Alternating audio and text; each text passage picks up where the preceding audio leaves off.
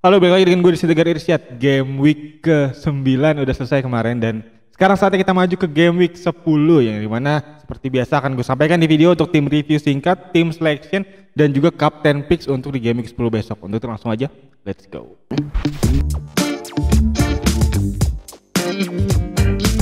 Oke, untuk tim review singkat gua kali ini ya, dimana di game week 9 kemarin agak-agak aneh ya, dimana di hari pertama kemarin gue mendapatkan hijau di situ, sangat hijau, dan gue sempat naik ke 400 ribuan, 500 ribuan.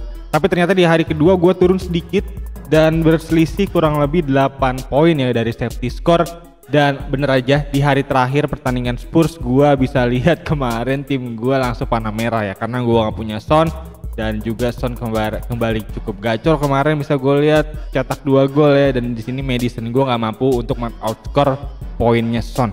Dan waktu itu gue harus rela ya, berlapang dada untuk bisa menerima gue panah merah. Dan dimana langsung aja kita lihat untuk tim review singkat dari tim gue Rainbow FC, dimana di sini gue mendapatkan 75 poin dan berselisih 5 poin dari safety score, yang dimana rata-rata untuk rank gue di sini ada di angka 80 poin kemarin ya, cukup tinggi, dan juga lumayan banyak juga bisa gue lihat kemarin yang mendapatkan 100 poin, mantap banget. Dan juga di sini ada beberapa pemain gue yang ngeflop ya, diantaranya Areola 1 poin karena di luar dugaan ternyata West Ham kalah banyak ya dari Aston Villa. Dan juga gue gak punya Watkins, itu salah satu nama yang membuat gue agak turun ya untuk di game week ini. Dan Saliba juga 1 poin aja karena kemarin gagal menjaga gawang Arsenal clean sheet dan harus rela ya main imbang ya, 2 sama ya. Dan untungnya Saka mencetak 1 assist, lumayan lah ya untuk bisa mengangkat ya overall rank gue sedikit. Dan juga di sini ada Mitoma gue yang sayangnya nggak dihitung assist kemarin ya, hanya 2 poin aja, yang dimana sempat dapat 5 poin gue lihat kemarin, tapi sayangnya dianulir assistnya.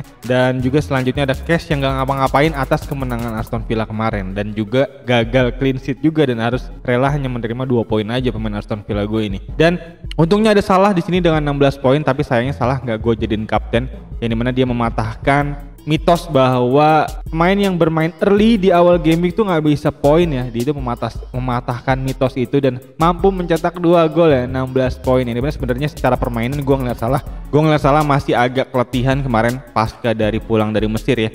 Tapi untungnya dia mendapatkan penalti dan mendapatkan gol late game ya, dimana dia mencetak gol di akhir laga dan berhasil mencetak 2 gol, dan 2 gol yang tercipta di pertandingan itu diciptakan oleh Salah dua-duanya, mantep banget, 16 poin.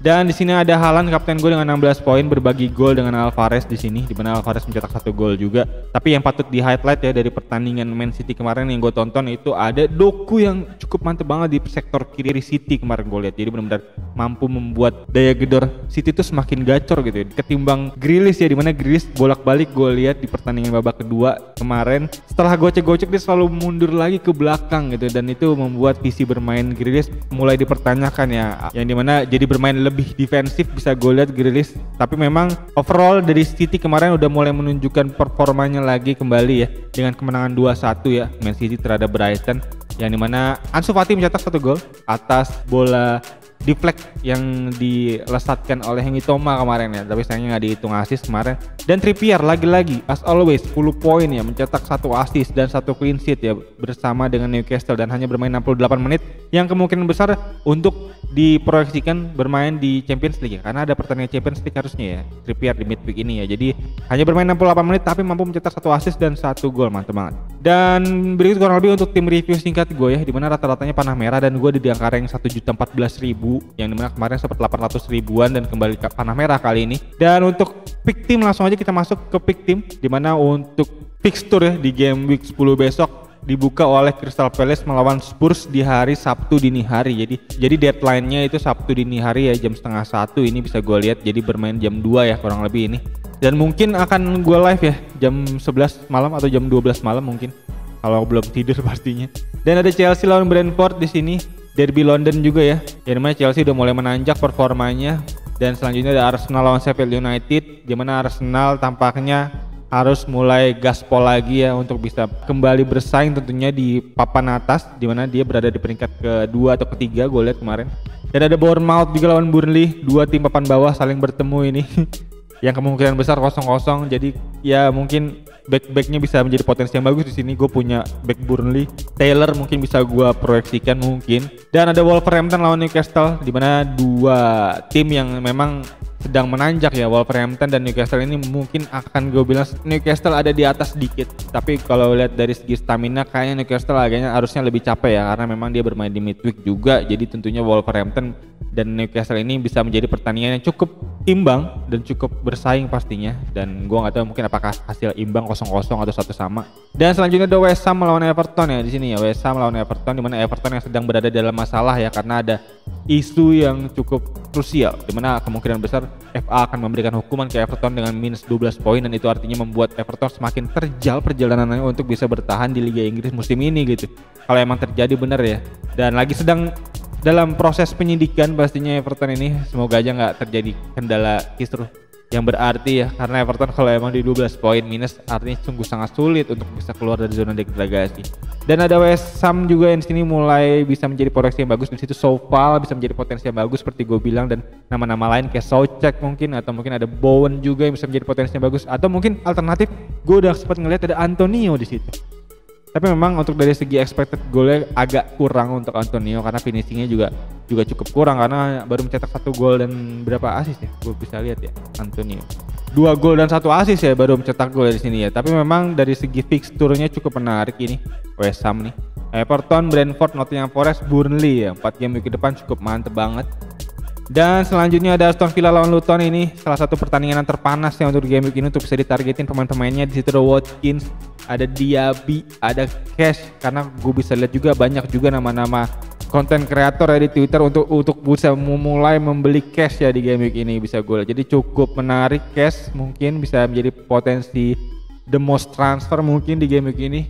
Dan selanjutnya ada Brighton lawan Fulham, dimana Brighton udah mulai harus bisa kembali gaspol lagi ya setelah kalah lawan City kemarin 2-1, kekalahan kedua dia di musim ini. Dan dimana Brighton agak sedikit terkendala ya, karena March cedera kemarin bisa gue cukup parah sampai ditandu. Jadi lini gedor Brighton udah mulai berkurang. Mungkin Ansu Fati akan starting di game week besok mungkin di sisi kanan. Dan selanjutnya ada Liverpool lawan Nottingham Forest di sini. Liverpool melawan Nottingham Forest bisa menjadi potensi yang bagus lagi ya untuk Salah ya kembali gacor ya, dimana Salah udah mencetak 2 gol ya di setiap pertandingannya di 2 game week terakhir.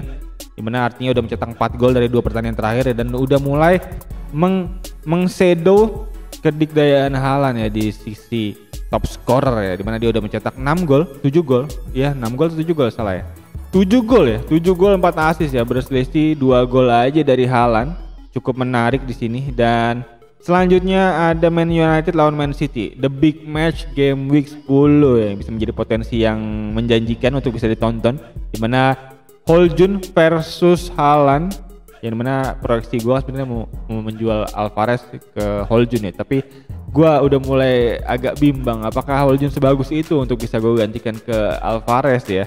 Atau mungkin ada nama-nama lain, karena McTominay juga cukup menarik, udah mencetak 3 gol ya dari 2 pertandingan terakhir bisa gue lihat. Dan gaya gedor MU masih mulai jadi pertanyaan yang besar ya, karena di pertandingan UCL semalam hanya menang 1-0, dan itu juga golnya dicetak oleh Harry Maguire ya. Jadi harus cukup menjadi pertanyaan besar nih, apakah ini gedor MU sebagus itu untuk kita bisa ambil di fixture ke depan, karena MU kan cukup menarik ya di game week 11-12 besok ya, dimana MU sendiri akan menghadapi tim-tim yang memang notabene cukup hijau untuk dari FDR-nya. Lawan Fulham game week 11, lawan Luton game week 12, lawan Everton game week 13. 3 game week yang cukup menarik tentunya dari MU, tapi gue masih bingung aset siapakah yang bisa kita ambil cukup aman untuk MU. Gue juga belum tahu apakah lini belakang Dalot mungkin bisa menjadi pilihan, atau mungkin ada Lindelof, atau mungkin di lini tengah ada McTominay atau Bruno atau Rashford, atau di lini depan ada Holjun bisa kita ambil. Gue masih belum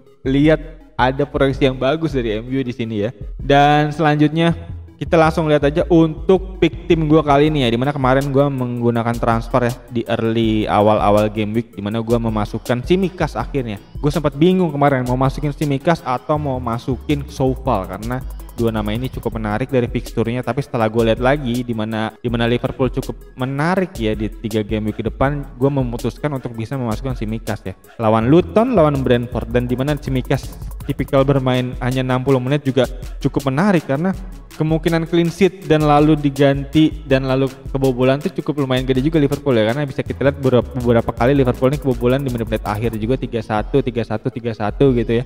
Jadi tentunya Tsimikas bisa menjadi potensi yang bagus untuk clean sheet gitu untuk di Liverpool ya, untuk bisa kita ambil. Dan proyeksi gue mungkin sampai Robertson sembuh ya, 10 game week ke depan cukup lama loh, sampai game week 20 ya, Desember 6 bulan ya. Dan juga harganya yang lebih murah Tsimikas bisa gue ambil ketimbang Sofal, karena Sofal kemarin sempat naik ya 4,6 ya sebelum deadline day kemarin. Jadi gue perlu menyisihkan 0,1 untuk bisa ngambil Sofal lagi, dan itu ya mungkin bisa menjadi advantage lebih ya dari Tsimikas untuk bisa diambil. Dan besok akan lawan Nottingham Forest, dan dimana gue juga cukup bingung ya apakah bisa masukin Tsimikas atau masukin Saliba, dimana Saliba juga cukup mantap ini lawannya Sheffield United. Mungkin untuk teman-teman yang punya saran ketimbang Tsimikas atau Saliba, atau mungkin dua-duanya dan gue ganti dari Neto begini, mungkin bisa 4-4-2, mungkin bisa menjadi saran yang baik ya untuk teman-teman. Bisa tulis di komentar di bawah, gue sangat thank you banget untuk teman-teman yang mau kasih saran tentunya. Dan kurang lebih kayak gini untuk rencana gue ya untuk di game week ke-10 besok, dimana dari kiper ada Areola lawan Everton, kemungkinan clean sheet harusnya cukup gede di sini. Dan selanjutnya ada Trippier lawan Wolverhampton, dimana Trippier dan Neto saling bertemu ya di sini ya. Lalu selanjutnya ada Tsimikas lawan Nottingham Forest, lalu ada Cash lawan Luton, lalu ada Saka lawan Sheffield United, yang dimana Arsenal juga cukup menarik di sini fiksturnya di pertandingan game week 10 ini di partai home juga lagi. Dan juga ada Salah lawan Nottingham Forest, yang dimana proyeksi kapten untuk game week ini Salah gua masukin di sini. Dan ada Maddison lawan Crystal Palace, ada Mitoma lawan Fulham, dimana Brighton cukup menarik nih, ada Mitoma ya. Nah, Fulham salah satu tim yang cukup ofensif, bisa menjadi pertandingan yang cukup seru nih untuk Brighton hadapi besok, karena pastinya akan menjadi jual beli serangan bolak-balik, serangan balik pastinya seru banget, dan itu menjadi potensi yang bagus ya untuk pemain-pemain depan ya. Di situ ada Mitoma, bisa menjadi potensi gol yang cukup lumayan banyak ya untuk harusnya ya, bisa menjadi potensi yang besar untuk bisa mencetak gol harusnya. Dan juga ada Haaland dan Alvarez yang lawan MU, big match ya, dimana ini gue cukup harusnya potensi bagus ya lawan MU, dimana Haaland sempat pernah hat-trick dulu di musim lalu. Dan ya semoga bisa terulang ya. Dan gue agak bimbang juga nih apakah masukin Haaland sebagai kapten atau Salah sebagai kapten. Dan selanjutnya di lini bench gue di sini ada Leno, Saliba yang gue masih bingung apakah gue bench atau enggak. Lalu selanjutnya ada Archer lawan Arsenal, dan ada Taylor lawan Bournemouth, yang mana Taylor juga sebenarnya punya potensi clean sheet yang cukup oke ya, karena sama-sama tim papan bawah ini dua tim ini. Karena kemungkinan clean sheet untuk tim papan bawah itu cukup gede karena daya serangnya juga kan gak sebagus itu. Jadi tentunya pertandingan deadlock kemungkinan besar akan terjadi di pertandingan ini. Jadi kemungkinan juga cukup gacor, harusnya Taylor bisa clean sheet 6 poin ya. Dan kurang lebih berikut untuk tim selection Rainbow FC di game week 10 ini. Dan selanjutnya langsung aja kita untuk Captain Picks game week 10 besok. Langsung aja untuk kita bisa lihat di understart.com untuk teman-teman yang nanya di komentar kemarin ya. Ini websitenya apa, namanya understart.com, bisa teman-teman klik aja langsung. Nanti mungkin gue taruh di deskripsi di bawah ya. Yang dimana untuk expected goal tim terbaik sejauh ini masih ada Newcastle ya. Newcastle tim terbaik untuk di 9 game week awal ini ya untuk expected goalnya, dan golnya udah 24 gol. Salah satu gol terbanyak juga ya. Iya, tim dengan raihan gol tertinggi ya, 24 gol ya. Dan ada Aston Villa di posisi kedua, yang dimana cukup mantap ini Newcastle United, 24 gol dan kebobolannya hanya 9 lagi. Salah satu tim yang cukup sedikit juga kebobolan 9 ya, posisi keempat ya. Hanya kalah dari City, Tottenham dan Arsenal. Jadi Newcastle United ini secara statistik harusnya ada di papan atas nih, tapi bisa kita lihat untuk dari segi poin ya, Newcastle ada di posisi ke-7. Wow, ada di posisi ke-7. Memang dia kurang luck aja di sini, kalah 3 kali ya. Dan untuk expected goal tertinggi kedua ada Liverpool masih, lalu di posisi ketiga ada Brighton. Dan expected kebobolan terendah di sini ada Sheffield United, ada Bournemouth dan ada Luton, masih menempati 3 terbawah untuk urusan expected kebobolan. Yang dimana kita bisa lihat ya dari fixture yang ada, untuk gap yang paling jauh antara XG tertinggi dan expected goal tertinggi ini yang akan ketemu adalah di pertandingan Aston Villa lawan Luton ya. Dan juga ada Arsenal lawan Sheffield United, di mana Sheffield United ada di peringkat terakhir untuk urusan pertahanan, akan menghadapi XG-nya Arsenal yang sebenarnya nggak cukup bagus juga ya, di posisi ke-10 ini kurang lebih di tengah-tengah. Jadi mana menarik banget di sini Arsenal turun ya untuk XG-nya ya, hanya 16 saja. Tapi total raihan golnya masih ada di angka 18 gol, masih cukup banyak. Jadi dua pertandingan yang bisa gue bilang cukup menarik tadi ya, ada Aston Villa lawan Luton dan juga ada Arsenal lawan Sheffield United. Dan juga mungkin di sini ada Wolverhampton ya, di mana di posisi 6 terbawah yang akan menghadapi XG tertinggi Newcastle United. Jadi 3 pertandingan yang cukup menarik nih dari gua nih.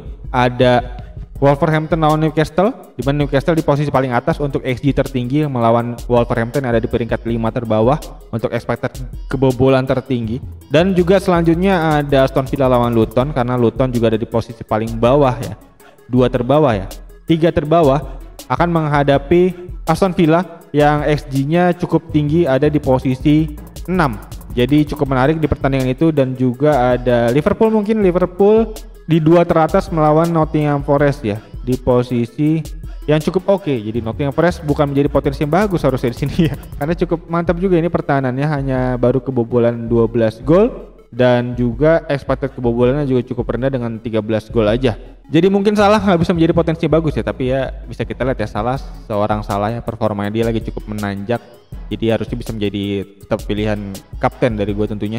Dan selanjutnya di sini artinya pilihan kapten pertama dari gua tentunya ada pemain dari Newcastle, dan selanjutnya ada pilihan pemain dari Aston Villa dan dari pemain Arsenal ya. 3 tim yang salah satu XG tertinggi melawan XG terendah ya. Jadi tadi ada Newcastle United, ada Aston Villa dan ada Arsenal. 3 tim yang cukup oke harusnya untuk bisa dijadiin kapten pemainnya. Dan untuk nama-nama itu artinya Newcastle United untuk XG tertingginya di sini ada Alexander Isak, bisa menjadi potensi kapten alternatif ya, karena nggak semua orang punya Isak juga kayaknya. Atau mungkin ada Callum Wilson juga untuk alternatifnya. Isak dan Wilson bisa menjadi pilihan untuk pilihan kapten pertama dari gua di sini, dari data tentunya.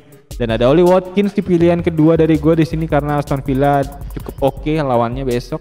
Yang dimana Oli Watkins sendiri ada di posisi ke-6 ya, ini untuk urusan XG tertinggi di 9 game week awal ini. Jadi bisa menjadi pilihan kapten yang bagus harusnya dari gua, dari data yang ada ini.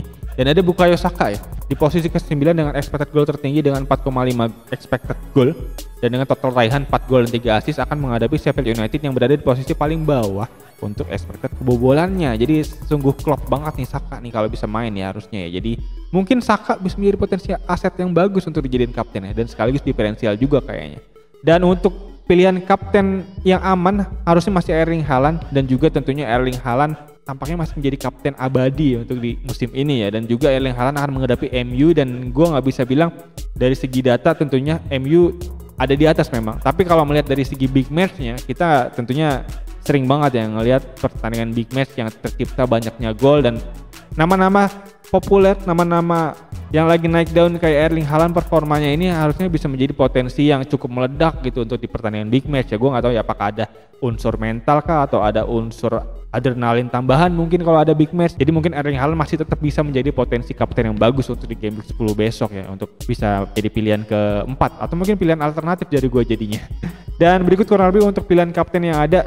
Mungkin di pilihan alternatif kedua lagi ada Muhammad Salah ya, karena Muhammad Salah dengan performanya yang masih cukup gacor bisa menjadi potensi yang oke juga harusnya. Ditambah lagi expected goalnya Salah masih ada di posisi 2 teratas ini bisa gue lihat. Jadi tentunya kalau dari pilihan kapten dari gue, yang pertama ada aset dari Newcastle, Alexander Isak atau Callum Wilson. Lalu yang kedua ada di asetnya Aston Villa, ada Oli Watkins itu yang akan menghadapi Luton, tentunya cukup menarik. Dan selanjutnya pilihan ketiga gue ada Bukayo Saka karena akan menghadapi Sheffield United, yang dimana notabene Sheffield United adalah tim dengan expected kebobolan terendah. Dan juga ada pilihan yang aman, 2 nama yang cukup populer, yaitu adalah Erling Haaland dan juga Muhammad Salah. Dan berikut kurang lebih untuk kapten picks yang bisa gue sampaikan. Semoga bisa membantu teman-teman semua ya dalam meramu serta meracik tim di game week ke-10 ini. Dan untuk teman-teman mungkin yang punya pertanyaan, masukan, saran, kritik, nama-nama lainnya yang terlewat dari gue, bisa feel free langsung nanya aja di kolom komentar di bawah. Nanti bisa gue jawab tentunya seperti biasa. Dan ya kayaknya itu aja. Sekali lagi thank you buat yang nonton, dan untuk teman-teman yang baru nonton bisa langsung klik tombol like, subscribe, dan lonceng yang ada di bawah agar teman-teman gak ketinggalan video-video seputar fantasi Premier League lainnya dari channel ini. Dan kayaknya itu aja. Sekali lagi thank you buat yang nonton. As always seperti biasa gue Irsyad. Peace out.